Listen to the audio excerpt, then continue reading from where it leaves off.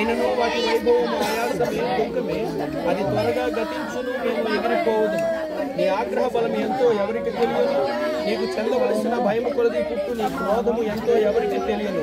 మాకు జ్ఞాన ఉదయము కలుగునట్లు చేయము, మా దినములు లెక్కించుట మాకు నేర్పుము. మనము దేవుని వలన మేలు అనుభవించదమా, కీడును అనుభవింప తగదా? యెహోవా ఇచ్చెను, యెహోవా తీసుకుని పోయిను.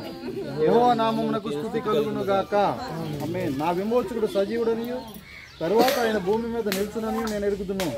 శరీరముతో నేను దేవుని చూచెదను, నా మట్టుకు నేను చూచెదను. మరి ఎవరు కాక నేనే కనులారా ఆయన చూచెదను. శరీరముతో నేను దేవుని చూచెదను.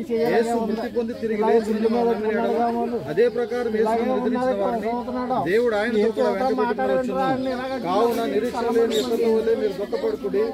ఆదామునందు అందరూ ఎలాగ మృతి నిలుచున్నారు, అలాగే క్రీస్తునందు అందరూ బ్రతికింపబడుదురు. కావున నిరీక్షణ లేని ఇతరుల వలె దుఃఖపడుకుడి. నీటి మందు ఎట్లు మృతి పొందని చూడుము, ఎవరిని దాన్ని మనసును పెట్టదు. భక్తులైన వారు తీసుకొని పోబడుతున్నారు, నీటి చూడకుండా నీటి మందిని తీసుకొని పోబడుతున్నారని ఎవరికి తోచదు. అతని జ్ఞాపకము సమాధానయుక్తమగును, అతడి సమాధానంతో భూమి